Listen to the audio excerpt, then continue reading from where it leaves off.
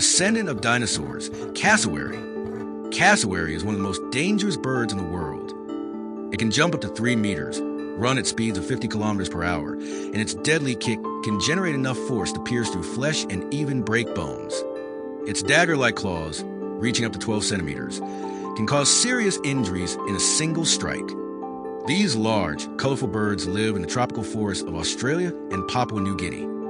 The bony structure on its head helps it clear paths through the forest and detect sound waves. It is also one of the rare birds believed to be closely related to dinosaurs.